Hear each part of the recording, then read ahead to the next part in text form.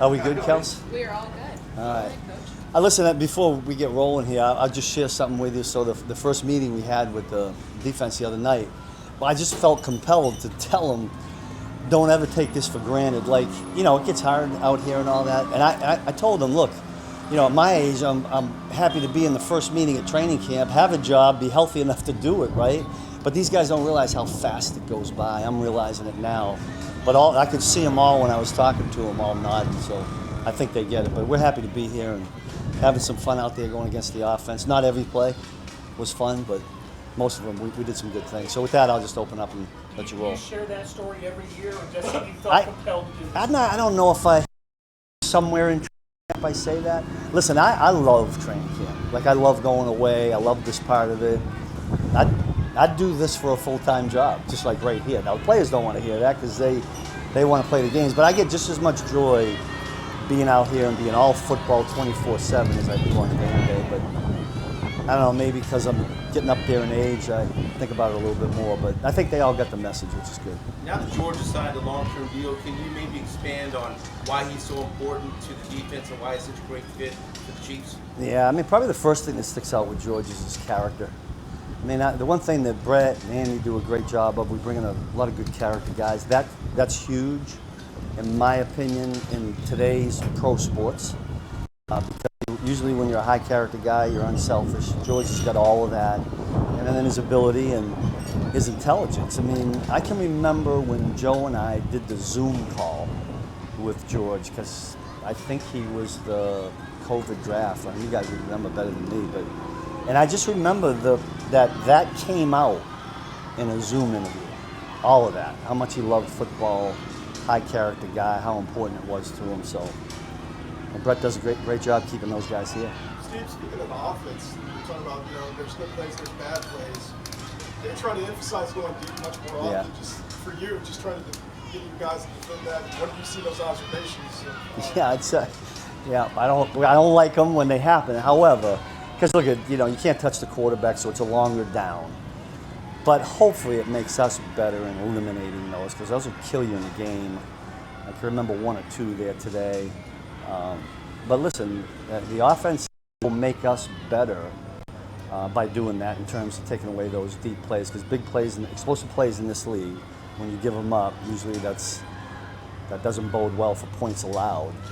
You know, so they help us there. And then the one thing we try to do, like, I'm going to flip it around, like you always see our guys kind of punching at the football, which we emphasize. I just think it helps the offensive guys. Yeah, I'm real excited about Jamari. I just watch him out there. He's become a little bit of a multiple position guy, which is a good thing. I think you're going to see him at, you know, you're certainly going to see him at nickel, you're going to see him at safety, and then if we get into some more exotic personnel packages, he'll be in there. I think he's an athlete to get out on the field. We're going to go to Bob Steve, it's sort of related to what you were saying before, but Patrick often talks about how he benefits from going against your defenses in camp. I wonder if you think of it that way in terms of challenges you try to pose him specifically, but also what it does do for you guys to work against him. With all the things that the offense does? Yeah. Patrick specifically too, like how it's a challenge to him. Yeah, listen, more than anything, Patrick out here makes us play the whole down.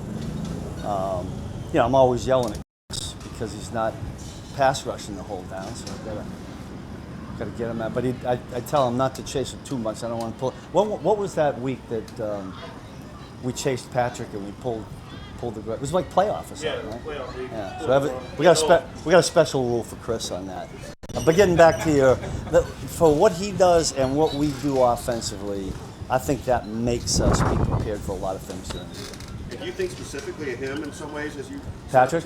Yeah. Yeah, because this league, listen, it seems like every week, it's probably not. There aren't very many quarterbacks in the league now that aren't athletic, you know, dynamic, extend the down. And Patrick does this every snap here, and that makes us better. Go ahead, Nate. Steve, here's Andy's sort of message to the guys about urgency, using that as a word to sort of emphasize again. How do you, with your guys' balance, trying to appreciate every day, though it's long, but also emphasize urgency, the balance between those two things?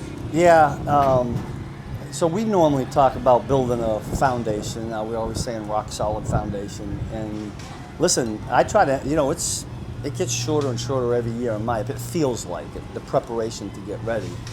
And we were hopeful, and I think most of the guys did a good job of it. When they left after the OTAs, that had to still be a work time for them. Because when you get here, you can't, when I was in 1983, I was an intern with the Washington Redskins. We went to training camp on July 6th. There was 120 rookies for 2 weeks. There were 6 preseason games, because there were 14 games then, right? And so you had all this, you had all this time in training camp to kind of get your body ready. That's what the vets did. It's different now. So the sense of urgency to be ready when you come in and then build it as we're here is really important. But to us right now, it's all about building the foundational pieces that we need in the season. We're going to go Matt, and then we'll do our last one on the day. Coach, you mentioned this not lasting forever. Tyrann Mathieu announced his retirement yesterday. Just, your thoughts on his career and what he meant. Yeah, Matt, I'm glad you brought that up. These young guys with the phones and stuff, it was like they immediately knew. I didn't know. But I just had I love, how I feel about Tyrann. I'm waiting right now to send a text or a phone call because I know he's getting inundated. But I want to try to probably get him on the day off. Special guy. I mean, we came here in 2019, Tyrann and I together, and he was a key piece to what we were doing. And we started off a little rough, but got better and better. Tyrann Mathieu, I'm really excited for what he'll do. Something great going forward. He might end up being the president. Who knows? I mean, he's a dynamic guy, but I think now in athletics or football, that's my guess. You also mentioned, back in OTAs, Bill Williams was sort of. Yeah. How's he looking? Much better. Yeah, I think those guys when they come in young, it's the volume gets on them. New, there's anxiety, but I thought he came in pretty good shape coming in here, and I'm excited to see what he can do right on through. We're going to get him against some better competition as we go. We'll see what he can do. Last one right over here. To another training camp with Nick, obviously got to extend live in the office.